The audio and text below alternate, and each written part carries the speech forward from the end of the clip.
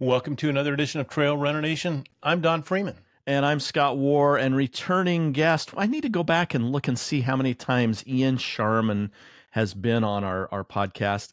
Not only do we have him back because, he's just become a good friend, but, he's a pretty smart feller too, and a great coach. And we're going to talk about a subject that he gets a lot in his coaching, and that is the art and strategy of long-term planning and how to achieve sustainable gains over the years. Trail running isn't a sport that, success comes quickly, despite last week's episode with Hayden Hawks that said, when he first started, he just had success out of the gate. That's pretty rare. In fact, I would say extremely rare. It's a sport that you have to work at, and the understanding of the importance of patience and consistency is really important. So that's what we're going to talk about today. Ian, my first question for you is, in your mind, what is the difference between that? And this is kind of a silly question, but I want to get your input. What's the difference between a short-term and long-term focus or goals? How do you delineate? What's a short-term goal? What's a long-term goal? Well, it's like most things in life. There will be some trade-off for maybe doing more now or getting, spending money now versus saving up for something later. Same kind of principle here. But it does take a long time to get the kind of fitness that you need to be as good as you can be in running. You don't go from being on the couch to 6 months later, no matter what training you do, you can't be at the best you're ever going to be. You'll see big gains at first, like with everything, there's that learning curve. There's the improvements in fitness that are leaps and bounds within the early stages, but then it's much more gradual. And it does take years and years to get just kind of eking away at little extra gains. So when I first started, for example, I had no idea what a good time would be. I did marathons and a little bit of ultra running. And then did more and more ultras after I got into it after a year or two. But I had no idea of really any of the principles on day one, but also I had no idea that if I just did the same thing consistently for a long time, I'd keep getting better. That just the pure idea of being consistent makes a massive difference. And so over my first 5 years, I obviously saw big gains in the first year, but then I kept seeing gains doing the same stuff. I was working in a job in London, normal kind of office job. But just fitting in the same kind of training. I didn't improve things. I didn't change things, but just being able to see another year of not being injured, another year of racing under my belt, I kept getting quicker. And I went down from the first marathon, I think it was 3.5 hours, 3 hours 40 to 2 hours 32 in 5 years without dramatically doing things differently. Obviously, that first year was a lot of different things happening. But after about that, it was really the same kind of thing, but just adding a bit more and a bit more. So in terms of looking at the long term, I think it's just important for people to realize maybe they see a UTMB video or something, they think, I really want to go and do that these are long-term goals. You don't say, I'm going to enter a 100-miler next week, I'll get in the lottery and I'll do UTMB next year and expect things to go as well as they could, because it will take longer to at least gain the fitness and the experience. And actually, just to use the example of Hayden Hawks there, he may have done really well at trail running initially, but it wasn't like he was new to running. I believe he was a collegiate athlete, so he probably had a decade of hard training under his belt before that very first trail race. Yeah, so when you talk about crawling off a couch and maybe, no real experience with it, but really enthusiastic about trail running because it looks great, it looks fun, and you run into a group of people and you say, yes, I want to do that. It comes to mind there are a few things that you need to adapt to. There's cardiovascular, heart, lungs, and that needs to adapt. And that usually comes pretty quick compared to what's next is musculoskeletal, bone density, cartilage thickening, tendons becoming stronger. There's a lot going on there. All the muscles in the foot. I mean, there's a lot of things that have to adapt that you can't crawl off a couch and go run a trail marathon. It takes some conditioning. And then metabolic, your liver, your digestion, and you add all that up, and then you toss in to the mix just lessons learned. When I feel this, I better do this. When this is happening, I better do this, or I better slow down here because I know what happens when I don't. There's a lot of lessons. So there, in this ball of yarn, there's a lot of different colors winding up this to make this big ball that we call fitness. I was just thinking, I think we should have put a disclaimer on the beginning of this episode. And the disclaimer is this. You can't get, it's not a short-term thing. I mean, you can't go out and say, hey, boy, I went and I saw Western States at the track and watched those people finish. That's something I'm going to do next year. I want to sign up and I'm going to do that next year. Now, we know that you can't do that. Really, really, the chances of you getting into Western States in 1 year are very slim. But any 100-miler, to say I'm going to go from today to next year, 365 days later, be able to do something like a 100-mile race and not get injured is really, really difficult. But then on the flip side of that, on the other side of the teeter-totter, is how do you consistently do that for decades? And I think that's also kind of the yin and the yang here. Is it all boils down to being patient and consistency and discipline of doing small things very frequently, and then continuing to do that so that you don't get injured. My question for you, Ian, in those first 5 years that you're out there improving your marathon times quite a bit, did you get injured? Not really, and I raced a lot. I did the first 4 years. I did 100 marathons or ultras, so that's 25 a year for 4 years. So how did you do that without getting hurt? Yeah, that I didn't get injured. Of course, that's not racing all out. That isn't every weekend is a maximum effort. That's a lot of 90% efforts, I'd say, kind of B races, and then maybe 1 or 2 of them that would be more important. But it's not what I'd advise to someone who's new to it. I was just lucky that happened to work for me. But the principle of being able to be consistently running, I used races as kind of a way to do long runs because it's quite boring running around London where I used to live, just doing the same route again and again. It's all flat and you're dodging traffic and everything. So I just found it more interesting to do a long run by flying to another city and doing a race. But the idea being that it was a good amount of consistency over a long time there.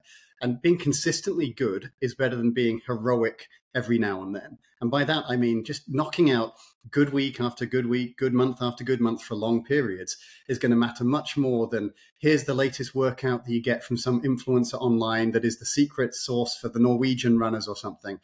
It's not one thing that does it. It's doing the whole process over a longer period of time. And I think just one example, I think that's really timely, given we've just had Western States. The top 3 men at Western States, Jim Walmsley, Rod Farvad, and Hayden Hawks, each of them took a few attempts at Western States, never mind other races, to run their best Western States. So Jim had 2 bad races there, then he wins the 3rd time. Hayden, his first 2 or 3 times weren't nearly as good as this year, where he runs 14 and a half hours. And Rod, even more so. I think he had a DNF, like a further back finish, and an 11th. Nothing that would indicate he's going to run low 14 hours this year. So it took him 3 attempts at that race, never mind all the additional experience and fitness and practice, to then get an absolutely stellar performance this year. But none of them are doing it overnight. And it used to be, and it generally is still, that people don't tend to win Western States as their first 100-miler or their first attempt at Western States. Definitely some people have. But if you look at even the legends of the sport, the Killians, the Jims, the Timmy Olsen, Rob Kraft, all these guys did not win it at the first attempt, despite being basically the best when they turned up the first time. Yeah, I think Ann Trayson's another great example of that. I don't think she finished the first one, and then she has a whole zoo full of finishing cougars at her place. Never mind me. I've had 10, and I'm still to get my first win. It's going to happen any day now. Patience, Ian. Patience. I'm just curious. In today's trail running scene, we're very fortunate to have experienced, wise coaches like you and your team, Ian, or even years ago having mentors and trail running groups that you could tap into their experience and say, like Don has said multiple times when he was out on his first trail run, hey, do we walk this or do we run this? Did you have a mentor or a coach in those first 5 years that was saying, Ian, you need to do this, this, and this. Maybe 25 times a year is not as smart as you think it might be. Did you have somebody to bounce ideas off of and help you get better? Well, I had a running club. So I was a member of the largest running club in London. It's called Serpentine, and they're based in central London. So they have, I don't know, about 2,500, 3,000 members when I was there. I'm sure it's more than that now. But it meant there's lots of people I could talk to, although this is starting back in kind of 2005 was when I did my first races and my first ultra as well. So ultras just weren't as big a thing as they are now. So there's myself and a couple of friends, and we were like the weirdo ultra guys. And everyone else was focused on road running and 10Ks and half marathons and marathons. And then we were the guys who raced a lot more and did these longer distances and did trail stuff, and would be running in January in the rain and the frost and stuff. And some of the races we do would be like knee-deep water for miles and miles. Just, it's weird kind of things that the road runners are going, why would you do that? And now everyone loves this. Ultra running has become a much bigger thing. But it was this little group, so you can bounce ideas off each other. Plus, every race you go to, you meet new people. In fact, I heard about Comrades, the ultra marathon in South Africa, when I did my first ultra in the UK. So I was doing a double marathon called London to Brighton. That was actually the final year of it. And I was running next to a South African guy who's now been a good friend of mine for a long time.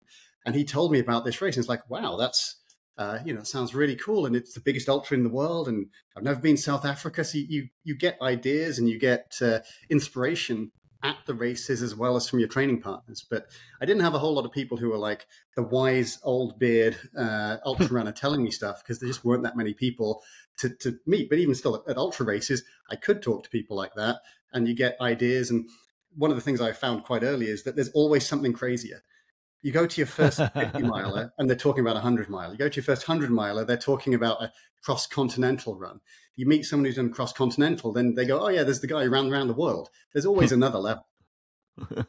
Hey, we all know that trail runners and road runners have a different uniform. I'm curious, in 2005, being part of the Serpentine Running Club in London, did you already look different? Was the hat and the shorts and the sunglasses and the kit, did you look different than the other runners? Well, I kind of did things on the cheap, so yes, mainly from that. Because if you're a serious road runner, even in the middle of winter, you wear short shorts and a tank top. So you've got all the skin available, and you dress for summer, but it's freezing. And that shows that you're serious. And if you don't wear that uniform, others will look at you and go, he's probably not quick. But in trail running, people wear everything. And particularly in the UK at that point, the European side of things with more Lycra was maybe starting to get an influence. I never did the whole Lycra kind of outfit that you'd see typically now at UTMB. But I think I had like a pair of cheap tennis shorts bought in a sale. I had a windbreaker jacket that, again, was bought in a sale. I had a hat with the brim around it that people may have seen that I had in my first Western States in 2010. I did not look like a runner. I looked like a guy who just picked up some stuff from a secondhand store. But, you can get away with a lot of stuff. And over the years, I refined what gear worked best for me. But I was doing it on a budget, especially when you're racing that much. You've got to keep the costs right down if you're going to be traveling for racing that frequently. And also, just to give a context of that, the aid stations in the UK are different to what you see in Europe, different to what you see in the US. The way I describe it, it's like a kid's birthday party. It's all the things you'd expect to see there, especially an English kid's birthday party with like little cakes and sausage rolls and stuff like that. And I remember what was one of the things I used to have? It was this kind of lumpy bread-like cake that was super high in carbs, and I'd bring a loaf of it that I'd get cheap from the supermarket, and I eat half of it during a 50 miler. But again, it's super cheap. I didn't use gels. So again, this is why it takes time. It's a long-term planning thing. But I wasn't thinking, I'm in this for the long haul. How do I become the best runner? I was just thinking, I want to enjoy it now. And I like doing this travel and seeing things. And I like learning along the way. And one of the things I learned is 25 races a year is probably not optimal. Pretty obvious, of course, but I was doing it not to be optimal, but to have fun and to enjoy the sport. And so it's a way of getting into things that happen to actually work out quite well for being a good base of fitness. So if you're new to the sport and you get all this information coming at you from different sources, how would you recommend qualifying that information? How do you know what person X or person Y telling you is going to be valuable and reliable? Really good question, especially because a lot of people get their information from Instagram and from tweets and, kind of pithy one-liners. And you'll often see the kind of, oh, do this hardcore thing or this workout or something. The simplest way that you can do a kind of test of, does this person know what they're talking about? Do they give you easy answers? Do they tell you there's a quick way to do it? If they do, it's not right. There are no shortcuts. If you want to get fitter, you have to put in years of consistent training. You have to put in the work. You can't just take this pill or take ketones or something, and that's going to leap forward your progress 50%. It's bit by bit, gradually, remaining uninjured, doing the simple stuff well. And, people don't want, that's not as easy to sell to people as, hey, I can turn you into a great marathoner in 2 months or 2 weeks or whatever it might be that someone promises. Ian, as you're saying that, I'm recalling back to when I first started running and how much money I spent on gels, because I prescribed, because somebody said it somewhere in a magazine article or whatever, that 45 minutes before the run, even before I laced up my shoes, I got to take a gel. And even if I'm going out for an hour and a half run, I'm taking a gel every 40 minutes. And so I went through an extraordinary amount of gels. Every time that I went to the REI or to the sports store, I would pick up a box. I'd look for sales on these gels. And you know what? On my typical training run, I can't remember the last time I had a gel. In fact, in my drawer where I keep my keys to my vehicle is a birthday cake flavored goo gel that's probably been there for like 3 years. It's probably not even gel like anymore. It's more like you a should brick. have it on your birthday this year. Yeah, Scott, you remember the birthday run, Scott? You do your age or you do something epic, so you wish you didn't have a birthday ever again. During that race, that's when we need to break it out. Well, the reason why I bring up this story is I heard that from somebody, and so I implemented it to try to see if it worked for me. And we've said this countless times. I'm going to repeat it because not everybody's listened to all of our episodes. We may say something on this podcast and say, hey, that's a golden nugget. That's something that we should do. That's something that everybody should do. We're not saying everybody should do it. Take that bit of wisdom or information, do the experimental one, and see if it works for you. It may not work for you. And if it doesn't, there's nothing wrong with you. If it does, hey, good deal. And Scott, I think piece of advice I'd say is be open to learning. Assume that you're going to make mistakes. My first few years, I did things that I definitely wouldn't do now. And you can get away with a lot of stuff, but is it something that's helping as much as it could, or is it holding you back and you're doing well despite it? But I get some runners that come to me and they're younger guys and they want to be top level ultra runners.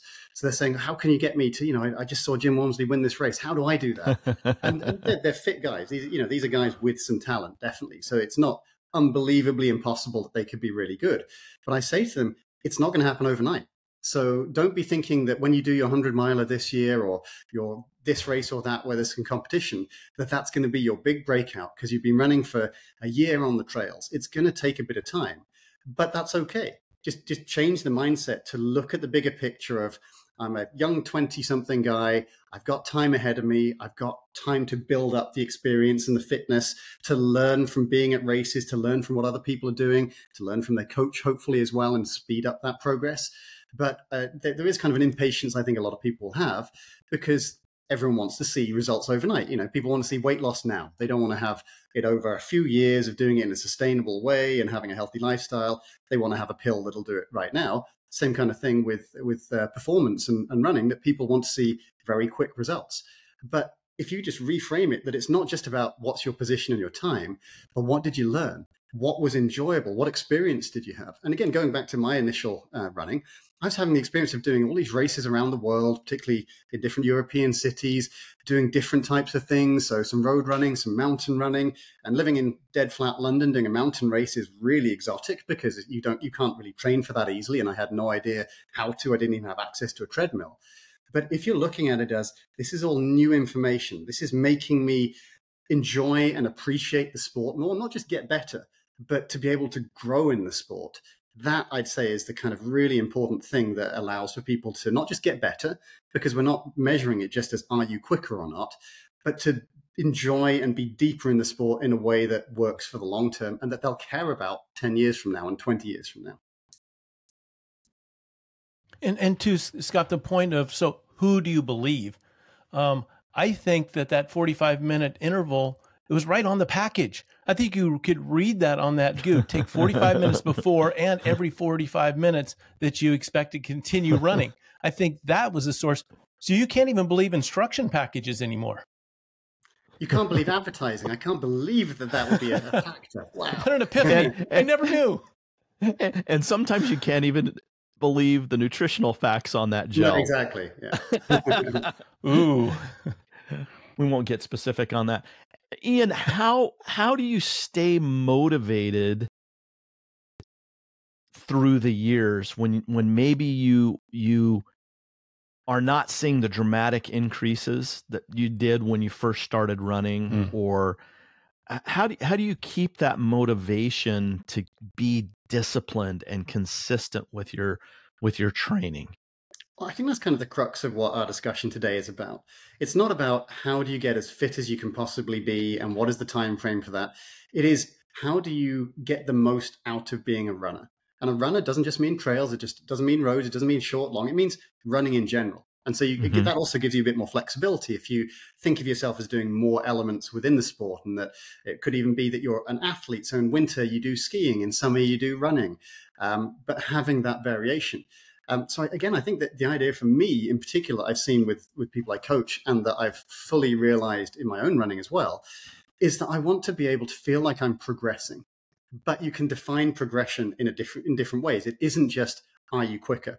That's part of it. And, it's natural to want to, especially as you're younger, to see faster times, to see positions closer to the front of the field. But that inevitably will stop at some point. Even if you're the best in the world, you're not the best in the world forever. Someone else comes along, they overtake you, you get older. And there's only a limited time you can even get to the best you will personally be. And also, good thing to point out is you don't know how good that can be. There's so many runners I've seen, including myself, where I started off running and they start off running thinking, oh, this is a fun thing. I'll just do this a bit. And then they progress quicker than they expect and get better results than they expect. I mean, it's given me a career as a runner and a coach, which I never would have guessed within those first few years would be even something I would want to do, never mind an option. But I think that the main way is you just change your idea of what you're trying to improve.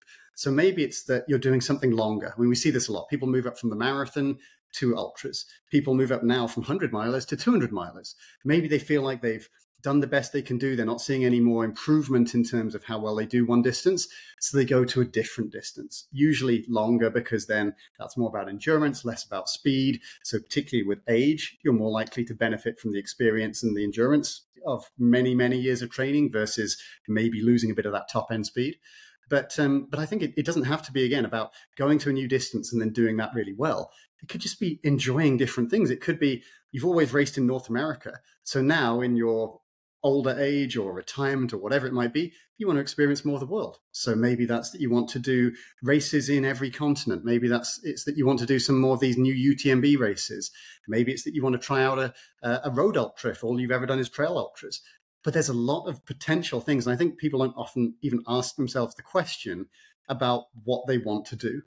But you've got to ask yourself that every year and potentially mid-season as well, if it's not enjoyable enough, so that you can pivot and still be aiming towards stuff that you want to improve in some way. And again, improvement isn't just speed. Go ahead, Scott. I was going to say, it's really a lifestyle. And you may not have gotten into running or trail running or road running, marathons as a lifestyle, but I think once you're in it and you stay in it for a few years, it becomes a lifestyle. I'm just thinking about injury and how do you deal with injury? I've had a nagging knee issue, for 5 months or so, something like that. And every time it starts feeling better, I have this desire because of my identity. I need to get out and run. And every time I go out and run, I aggravate it again. And recently got sick to the point where I couldn't go run. So it's not because of my knee, but because I'm sick.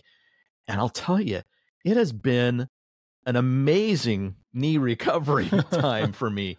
And I just started thinking about that recently, thinking, I don't, yes, I love to go out and run and I love being on the trails and that's part of who I am, but it's okay. It's okay not to run for a while and let those injuries heal themselves. How do you deal as a coach and then also as an athlete? I mean, you've already said you're a freak of nature genetically, that you don't get injured like the rest of us human beings. How do you deal with injury yourself? And then how do you coach others to deal with injury in this long-term focus? I didn't get injuries in my 20s, started to get a little bit in my 30s, more in my 40s, so I have to be more cautious. But I think the first step, although this is more a preventative thing, that in some cases it's too late to do that, but get good habits in terms of be aware of how your body's feeling, back off appropriately. Don't just run through illness or injury. Don't overtrain just by getting obsessed with weekly mileage numbers, and that's all that matters. Instead, you want to be thinking about, how is this helping me improve? Am I getting too tired, etc.? So have the good habits in the first place to look after your body so it's less likely to get injured. Don't over race. And again, that's something different for each person. My 25 a year was good in the past. It wouldn't work for me now. Also, things like having PTs, masseurs, other kind of body work and doctor type specialists, so that you have a team ready, that you can nip things in the bud. But so that's the preventative side of it.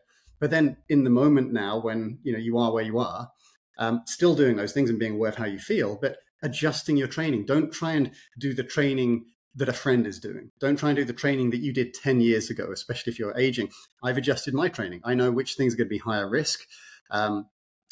Keep variety in it always. That's a really good way for lessening the repetitive side of injury. So run on trails and roads, run on different gradients, run different paces, run different distances, run different routes, use different shoes. Really good rule of thumb is don't wear the same pair of shoes 2 runs in a row, because then you're getting slightly different muscle usage. Even if you do the same terrain, it's going to be slightly different in terms of the leg muscles, the foot muscles, and less of the repetitive wear and tear type injuries. But a big part of it, I think, is trying to catch things early. And as runners, if we feel something's a bit off, like, oh, my knee's a bit off, but I can still train, we always have that temptation to push through it and go, I'll be fine. It'll probably go away. And instead, if we can just say, you know what, maybe I'd back off today, see how it feels tomorrow. You found that you were forced to do that with illness. Runners are often forced to do it with injury, where it gets so bad they no longer can run. So just having, again, the mindset and the way of doing things in the first place, where you're willing to adjust and you're willing to look at the big picture of, maybe I do less training this week, but it'll help for the next few months because I won't be dealing with a long-term injury or an injury that's got worse. Hey, quick question, and then to Don. Well, you mentioned alternating shoes every other run. Do you use the same make and model shoe and alternate them, or do you go to different, like a large stack height, a minimal stack height, or different shaped shoes? What do you recommend? I would say that the more variety, the better, but don't be starting to do a long run in a brand new pair of shoes that are totally different to what you've had. You've got to have things that are worn in and you're used to. Anything new, you want to do in small amounts. They had a study, I think it was a Swedish university about a decade or so ago, and they compared just using 2 identical pairs of the same make and model and alternating between them.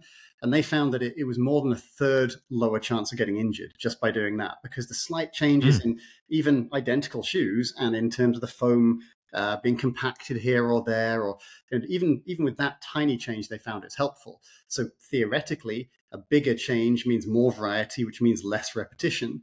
But again, don't do something too extreme. So don't suddenly start doing Vibram 5 fingers for a long run and then the biggest stack Hokas the next day. And, we're not trying to make it as extreme as possible. We're just trying to keep it varied. So, Scott, this is not my question, but you brought up another one with your question. So I'm holding space for that other question. So, Ian, you have a marathon coming up and you have a 100-mile coming up. How many miles do you put on a pair of shoes for the marathon, and how many miles do you put on the pair of shoes for a 100-mile? Do you right out of the box and go, or do you put on this set of Old Faithfuls? 26.2 for the marathon and 100 miles for the 100-miler. Thank you, Scott. I mean, that would be a rule that would work. I don't think it needs to be that. It's pretty easy, Freeman. Sorry. I should have caught that. The thing is, the shoes these days, they don't need wearing in to nearly the same degree. It used to be you had to properly wear shoes in because they were more rigid and not as flexible, and the foam was different, all these kind of things. And they were, trail shoes used to be more like hiking boots, and you really had to wear those in if you wanted to do a race in them. Now you could do it out of the box. I'd never recommend that because there's always going to be a bit of lingering doubt, even like, did you do the laces a bit tighter? And you need to have had a few runs just to know that. But I would say the easiest way to do it is use shoes that you know that make and model works and that you've put lots of miles in. Ideally, you've raced in them before, and then have a newish pair that you use for the race. So I like to have maybe kind of 50 miles on a pair of shoes. So I've done at least 1 or 2 long runs. I've done some varied terrain. I know that they're feeling fine. For these super shoes on the roads now, maybe I'll have a little bit less than that. But I do use something where I've already tried that exact type of shoe a lot, and I know it works for me, and I've tried it uphill and downhill and technical and non-technical and all the variations that I might need, or if it's going to be a wet race, I've tried it in the mud, I've tried it through puddles, but then I'll have probably a newer pair than the often multiple pairs I already have of the ones that I know work for me. Because, like most runners, once you have a shoe you like, you're going to use that type of shoe. You're probably going to get a few versions of that either in the same year or over multiple years. But just having relatively new shoes, I'd say, is good, just so there's less chance of getting a hole in them or the tread is worn away or anything like that. So Scott, this is a continuation of my, not my question, which is at what point do you retire a pair of shoes, Ian? Change your oil every 3,000 miles. You heard that from the oil change shops. Okay, well, they're in it to make some money. We've heard 300 miles for a pair of shoes, again, probably from the same advertising company and marketing group. I don't know. But when do you retire a pair of shoes? There's no hard and fast rule. It's mainly when I don't have space for them. I have a lot of shoes, especially with many years of being sponsored, and they give you a lot of shoes every year from that. Plus, I buy stuff on top of that. So at the moment, I'm at a low number of shoes in my garage. I probably have 50 pairs of running shoes, and that's low. So I have a lot of things I can choose between, and most of them I'm probably never going to wear. But I just got rid of a load that I definitely am not going to wear, or it's been 5 years since I last wore them, and there's no point. What's the question again? What? How long? When do you get rid of them? And what size shoe do you wear? Wait, what size? You need to know what size. The side is ripped open, because if it hasn't, you can still use them. I don't think there's a point where you have to say, oh, these are very old and now they're so compacted that they're completely useless. You don't have to throw them away at that point. Maybe you wouldn't race in them. Maybe you wouldn't do long runs or speed sessions in them. But really, the point where I throw stuff away is when the side rips out.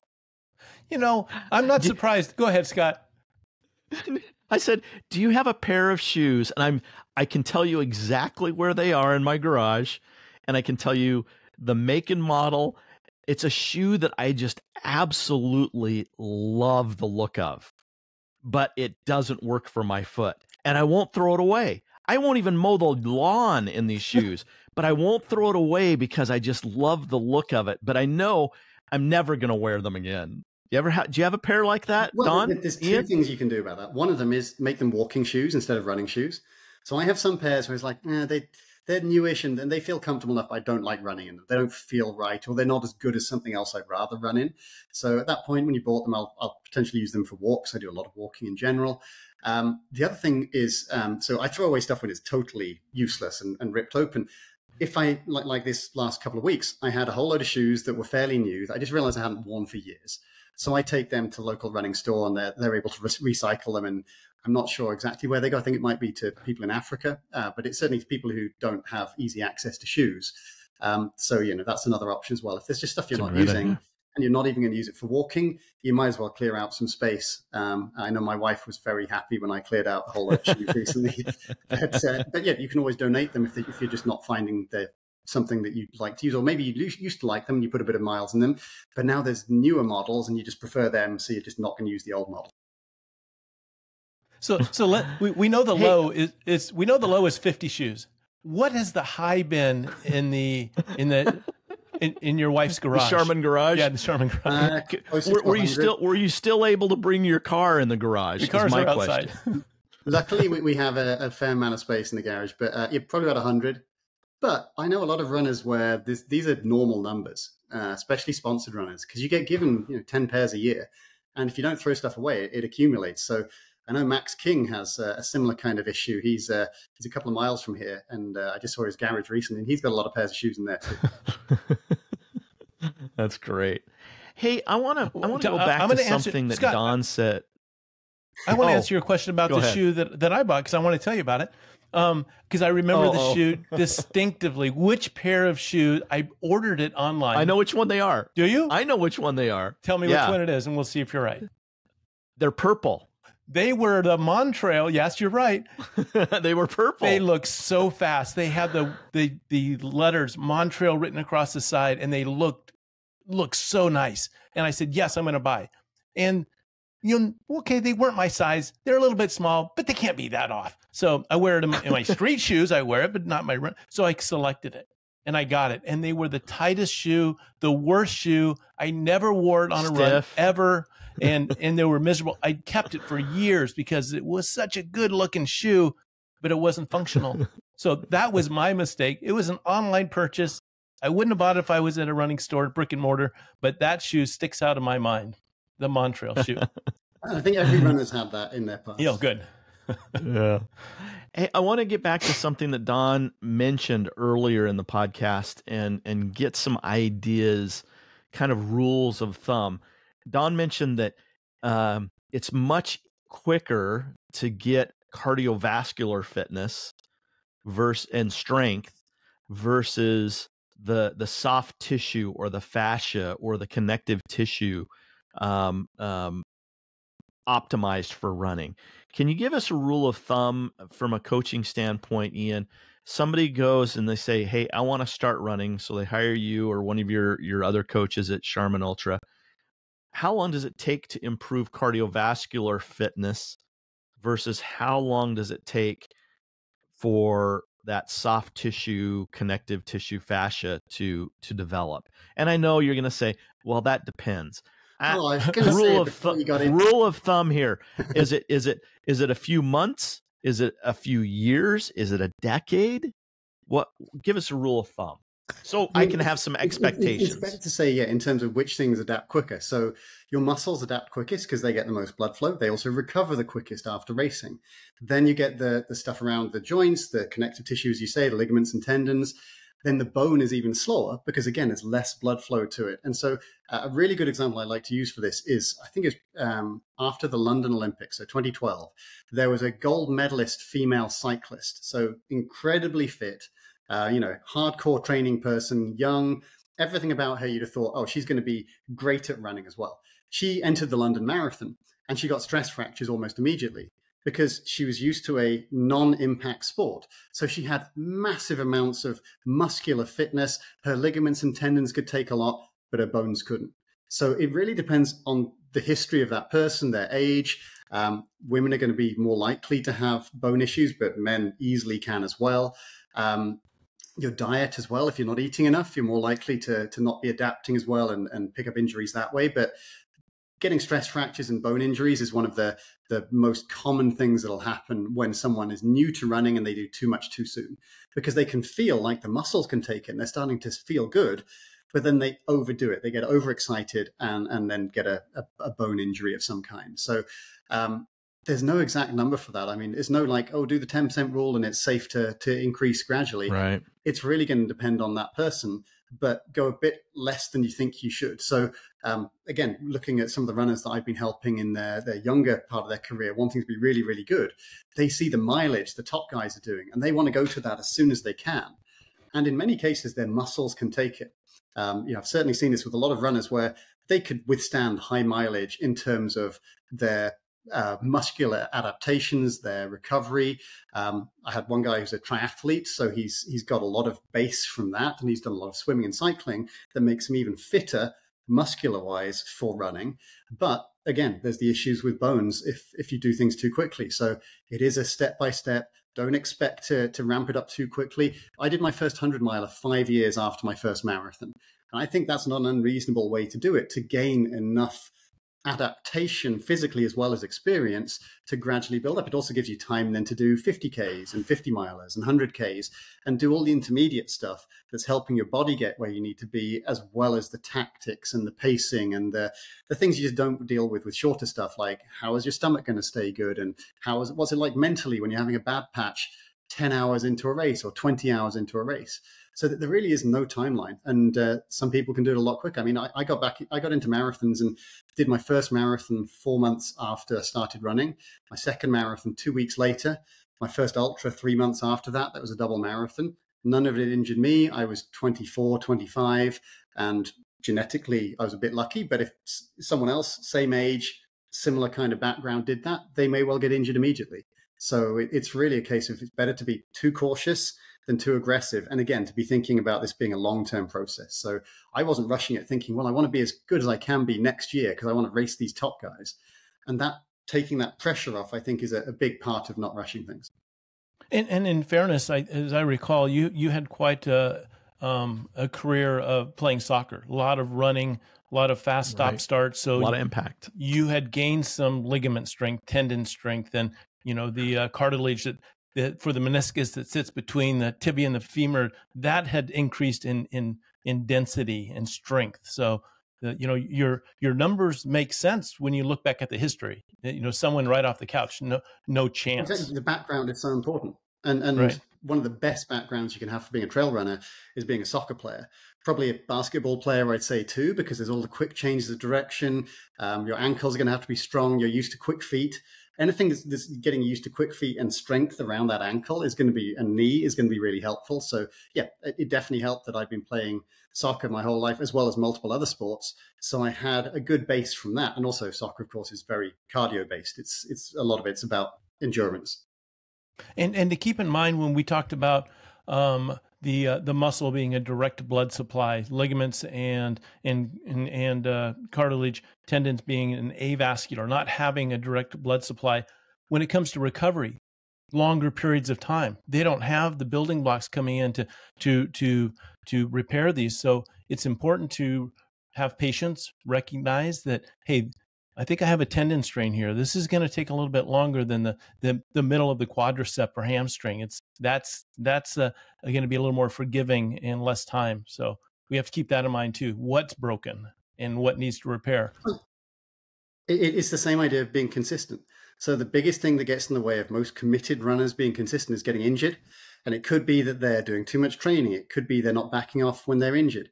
It could be they try and get back into things too quickly after a race. But most of these things are due to impatience, really. And that's why I'd say it's better to be erring on the side of caution and leaving a little bit on the table. And maybe you could have gained a bit more training, a bit more fitness, but then you're going to be consistently good. You're going to keep progressing forwards because you're not having these big periods of downtime. And that's going to be much better, even if it's a lower mileage or it seems like it's easier and you feel like you can always do more. Because as you say, the muscles are going to feel like they can do more than the rest of the body can necessarily sustain. So it takes a while as well to get a sense of how that feels for you and to not overestimate how much you can do. So Scott, remember that time a bit ago that I said, I have a question.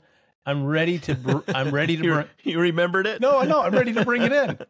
Okay, go ahead. So when we talked about your knee injury, or the niggle that you've been having for a period of time, and then ended up getting sick, and then forced you not to get out on the trail, and that was one of those things that are a to you and excuse me, they're not to you but a for you. That happened, allowing you to heal. And I think one of the identities that I had early on, or that I think many of us perceive, that ultra runner means tough. You can handle anything. You go through it. We see the video clips. This person's miserable and barely making it. Next thing you know, through the finish line with success. Ultra runners never quit. Very tough. That was my mindset. I thought, oh, that's how they're. But actually, I think more accurate, a true and experienced ultra runner is a smart runner, a great decision maker, a patient person, of being able to read the room or read their body or read the race. They're decision makers, and they make good decisions based on the information that they have. Not necessarily being super tough, but just being super smart. Well, I don't know what the question is on that. Toughening stuff up. Toughness isn't just no matter what pain you have, you keep going. that in many cases is going to be stupidity. If you've got a broken leg and you decide you're going to limp through to the finish line, that's stupidity, not toughness. Yeah. Toughness, really, what it should mean, and the way that's most applicable to doing well in, anything in life, is the ability to be willing to accept when reality changes. So not wimping out unnecessarily, but also being willing to say, you know what, I do have an injury. I've got to change training. Maybe that race that's coming up doesn't make sense. And that can be really difficult to do if that race is a one-off, like a Western States where you've waited 10 years to get in, and your willingness to take risk is going to be higher for that. Or if it's your one shot at the Olympics or something where it's such a major thing, you're going to want to turn up even if you're not at your best. But in most cases, there's a bit more flexibility to say, you know what, I'm not going to be ready for this race. I'm not going to be ready for this 100-miler because the build-up has been not as good as it should be. And the tough thing might be to drop that race, or maybe get it transferred to the following year and do something a little bit later that gives you time to build up to it, because that takes a lot of toughness to back off. We do not want to do that as humans. We put all the work in, we're committed, we paid for it, we put in hours of training. We don't want to have to not do it. So the tough thing can sometimes be to acknowledge when the reality is too different from how you wanted it to be, and to make a decision that is smarter, but that does take a lot of toughness. In some ways, the easier thing is, I'm just a tough guy. I'll go there, and then I've got an excuse for not doing well because I had a bad build-up. That's actually less tough to me. I have a couple quick stories to reinforce that idea. I had not run an ultra yet, and I signed up, or actually somebody asked me to pace a friend of ours, Mike Hernandez. If you look up Mike Hernandez on Ultra Sign Up, you'll see that he's run Western States, I think, 13 times. I mean, he's an OG of ultra running. And I was supposed to pace him from Forest Hill down to the river. And I'm up at Forest Hill, and I'm a little nervous because I've never run the section. I'm not an ultra runner, but I've been told that he's going to be running slow because it's late in the race. And we waited and waited and waited, and he finally showed up. He had dropped at Michigan Bluff and got a ride to Forest Hill. And he got out, and he was not bummed out. He was very good spirits. He was walking, and I'm thinking, hey, if you're walking, you should be able to finish this thing. But his perspective, his long-term perspective, was right where it should be. He got injured on the trail, and he realized that to continue on would be detrimental to his overall well-being. And as I'm thinking about that story, I'm also thinking, you mentioned Olympics. I think it was Simone Biles at the last Olympics. She sat out, and people were just hammering her. Why are you doing this? She was injured, and they thought, hey, you need to take your shot when you have it. Well, and she had the twisties, so it's more that she lost the confidence to do it, and it's a very dangerous thing to do if you've kind of lost that mojo. So I don't think it's necessarily injury, but that's a really hard decision to make. When you're at the Olympics, you're the favorite. You've got all these people watching you and just assuming that you'll nail it no matter what. So there's all that pressure. But to make the hard choice and say, no, I know that I'm going to hurt myself. For whatever reason in the moment, the sports psychology can't fix it quickly enough. I shouldn't do this. That is a really tough decision. It's much easier to do it and fail, or to hurt herself, than it would be to not do it there. And the result, I think she's competing in this year's Summer Olympics again. As the favorite. So she's come back from that. Yeah, she's come back from that, and she had a very mature look at this long-term perspective versus the short-term gain that she may have had. And what did she have? Simone had the twisties. Is that what you said? Yeah. So it's called the yips. It's just basically when you've lost the comfort level with it. When you've got something fairly dangerous and something hard, but you've just lost the kind of flow of it. So that brings this question up for me. Compare and contrast, and I know I'm throwing this out there, and who knows where it's going to go. Mental injury versus a physical injury. Both can be devastating. Good one. Can you talk to us a little bit about a mental injury that a long distance trail runner might have, and the damage that can do to their race or even their career? Well, probably the most common way of thinking of it, you wouldn't think of it as an injury as such, but DNFing. Just, Mm-hmm. feeling bad that you DNF, thinking, oh, I could have done better, or I didn't need to drop out, or I made mistakes. And then it gets in your head, and DNFing can become a habit, because then the next time there's a tough element to the race, or it's not going as planned, it's easier to drop out again, or to back off, or to say it's not my day, or this is not my thing. And I think it's fair to say this is a really good high level thing that everyone should realize.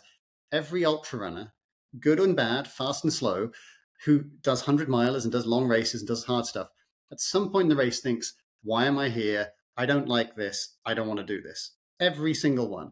I don't think there's anyone who, even, Courtney smiling through the whole race, she's still having that thought at certain points of like, you know what, this is crappy. I don't want to do it. I remember a few years ago when Francois Dane won Hard Rock, and in the last few hours, UTMB it was. He won UTMB in the last few hours. He's in the lead, but he said afterwards in interviews that he just didn't care if he got caught. Like, he was just now going through the motions at that point. Luckily, he was fit enough, he was able to get to the end. He was tough enough to not totally give up. But if someone had been level with him, he wasn't going to race him. He just had enough of a lead that he still won. But it's those kind of things where mentally you give in, and then afterwards you regret it. And that's very difficult to come back from. But again, if you have that longer term perspective, you can hopefully in the moment make a better decision, like your friend Mike, who was able to say, no, it makes sense to drop out today, and I'm good with that. Every time you DNF, every time a race doesn't go well, it's going to feel crappy. It's not going to be fun. But the quicker you can get through the emotions of that and say, okay, well, I'll give myself a day or so to be pissed off. After that, I've got to move on. And as long as you've genuinely made the right decision, you're going to be happy with it, and you'll know that that was the right thing to do. The difficulty is when you know you wimped out unnecessarily, because that's where it becomes a habit. That, I'd say, is more like that mental injury situation where you're thinking, why didn't I just do it? I could have done it. I should have done it. So how am I going to do it next time? Because I had no excuse here. I just wimped out. And that's the toughness of where you should just go through that stuff versus you're injured or there's a genuine reason why you need to make a change. And so it's not to say that toughness doesn't involve doing hard things, but sometimes the hard thing is to back off from continuing with what you're doing.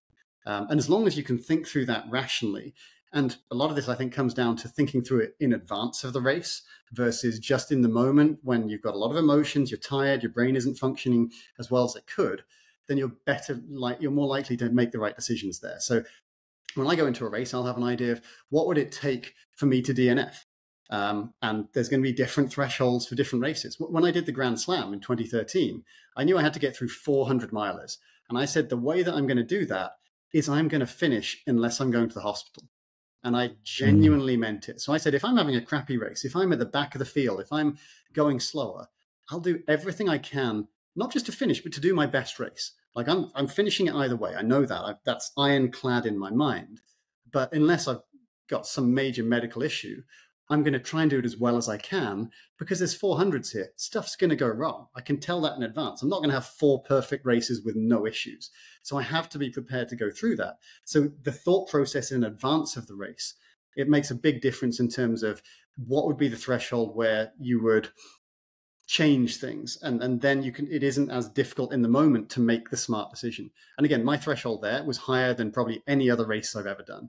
It was literally, you'll have to carry me off this course if you want me to stop. And that just meant that anything above feeling like death was a positive. And so you can kind of keep yourself more motivated when you're feeling okay or good. But really, a lot of it comes down to thinking about it in advance as well, so that you're not just making a rash decision in the moment that you regret later. Yeah, so I've had a DNF race, and I don't think it created a weakness for me. But I think, and I don't mean to direct this towards me, I'm trying to make it, for an everybody question, but I'm going to have to use this to get it out somehow. So that was a DNF, but I don't think it made a weaker me. I think it made it so that in the future that I'm more resolute, that I'm not going to stop. I think it made a tougher me, a better me for going through it. So I think that anything that happens can be turned, you can turn lemons to lemonade. I mean, those things can happen. And I don't want to say pleasantly surprised. I like to hear that some of the people that are on the podium actually go through some of that same process. And you've been there, you've done it, you've won plenty of races and finished them in record time. And still during those races, you have a moment of questioning your own sanity of why you signed up, yet there's still a good outcome at the end. we figured you weren't thinking of anything like that because you were on the course for a short period of time compared to us. I think people assume that if someone does well, it must have been easy, but it's that they managed the hard stuff even better. So it's not just they were fit, but when you get, if someone doing an amazing run at Western States, and there's also these really fit guys who don't have an amazing run at Western States, and it looks like they're going to be one of the favorites in advance, and various things have gone wrong, some physical, some mental. But yeah, it's something where I think if you realize that it never gets easy, that no matter how fit you get, you're still going to have to overcome these things. And that's part of the value of it. That's why we do this, because we know it's hard. But there is a threshold of what is the acceptable level of difficulty or pain or injury. Again, someone finishing certain races that are difficult to get into, like Western States or Badwater or Hard Rock, they might be willing to finish it with an injury and say, I don't care if I'm out for the next 6 months. While for most races, I'd say that's probably not the smartest way to do it. But there's different thresholds, and just make sure that you think about that in advance so that you can make good decisions that you're not going to regret afterwards. I've as we all have been at finish lines, and we'll use 100 miles just to make the math easy here, that the 15-hour finisher, although they're rare, the 15-hour finisher is scratching their head thinking, how on earth did that 30-hour finisher stay out there that long? And the 30-hour finisher is scratching their head saying, how in the heck did that person finish it in 15 hours? Mutual respect, looking back from one end of the field to the other. It meets right in the middle of that bell curve. That's where it all happens, right in the middle, that there's mutual respect on the whole field. And I think that's cool. Well, there is a really similar but different element of that. I was at a race 10 years ago or so, and it was there's a half marathon and a marathon, and there were a load of elite Kenyan and Ethiopian guys. So I was talking to them at like the dinner or something the night before, and these are all guys running like an hour in the half marathon. These are world-class runners and super nice guys as well. And they heard that I did these 100-mile races, and they'd never run longer than like 2.5 hours in their life. That's the longest run they've ever done. And so they're talking about things like, yeah, we do, 5-minute mile pace, and then we take it down to 4:30s. And I'm just like, wow, that's so insane. And then when I'm saying things like, I'm kind of jogging all day long, and then it's dark and it's the night, and they're like, how do you do that? It's just whatever you personally can't do looks super hard. And admittedly and objectively, their stuff is harder. Being able to do a 1 hour half marathon, most people, no matter what they do, it's impossible to get to that level. But for them, because they could do it, they'd look at this other stuff as being just crazy and off the scale, which to me was like, well, you just keep going. I mean, it's how fast you go that matters. But of course, you can be out there all day. What a great topic. I don't know how many people got into this sport thinking, I'm going to try a 50K and then be done with it. I'm just going to go try it and end up in it for years and decades. I think that that's the amazing thing about our culture, about our tribe, and about the psychological aspect and the physiological aspect of running long distances. There's no way 15 years ago when I first started running that I would be sitting here doing a podcast about it, but still being able to go out on a weekly basis and go run on the trails. I would never have said that's what I want to do the rest of my life. And I think that that's an interesting dynamic that has been a fun discussion for me today. And then that's because there's a lot more to it than just running. That's true. If it was just running, I would have stopped. It'd been very, very, that's a good point. Very boring, and we would lose interest. But there's a long game to this. When I first got into it, I thought, I'll just do this, get some fitness for a year or two. I didn't realize I get hooked. And you can tell how hooked I got with the number of races I did immediately in those early years. But it's because there is more to it. And this is where the long-term perspective comes in. It's that you're not just saying, well, I'm going to finish this and then it's off my bucket list and I'm done. Or I'm going to get a particular time or a buckle, and that's all that matters. Because those are, and we've talked about this before, outcome versus process. But you realize you like the process. It's nice being fit and healthy. It's nice being able to explore, being on trails and mountains and visit new places and see stuff and the friends you make. And one of the main things that got me hooked was Serpentine Running Club. I had this big new group of friends. So there's so many different aspects that people don't see, but that's the long-term stuff. And that's the stuff that isn't related to, are you as quick as you used to be? And so that should last longer, as long as your identity isn't, I'm a whatever it is, pace runner, or I'm a winner or a podium person, but that you're a runner and you're part of, as you say, the tribe. Let's put that on the calendar, Ian, for a future podcast. Being okay with looking back and finding you're not that athlete that you used to be. How do you exist in happiness and be content with being slower? Because you have matured and it's a natural aging process. That's something that all of us will have to go through, and many of us are in the middle of. So I would like to have a discussion about that. Sounds good. Well, we hope that this episode was as fun for you to listen to, and maybe even have a discussion to yourself as you were listening to it, as it has been for us. We really enjoy this sport. We enjoy having great guests like Ian on to help us have these discussions. It's really the only way that we could keep up with him and have an hour-long discussion where we're virtually running down the trail. So, Ian, thank you so much. You can find more about Ian at Charmin Ultra, not Ian Ultra. It's charminultra.com. And there's a lot of great coaches there that he can pair you up with. It's fun to have a coach. If you haven't had a coach and you're interested, try it out and see how it rubs you. I did for a while, and I really learned a lot about myself and about running. So thanks, Ian, for doing that as a service to the community. Always a pleasure, guys. Now go out and run. Moss. Scott, I'm the only one that says Moss. You could say Moss and use a different Scott Moore voice. I said it with you in the past, but then I seem to be the only one joining in, so I wasn't sure I was meant to. No, well, of course it's kind of a solo act that I say Moss, and I always feel like nobody's joining me in it. It's like, well, it's because there's an awkward pause. You need to jump in there with now go out and run, and then you may not have to say Moss. But that awkward pause is part of the timing. You've got to let it breathe for a second. Timing way, it's just who joins them. Yeah. What I need to do is a signal of some kind. Let's give it a try. Okay, let's do it. So go out and you say it. Go. You say go out and run, and then Ian and I. No, because you just complained about you always saying Moss. Oh, and you never get to say the first part. Well, you guys show me how it's done. Ryan, you join in. You've got 3 against my 1 solo weak Moss. Okay, so go out and run. Moss. Moss. Okay, that's why we do it. We're still way off.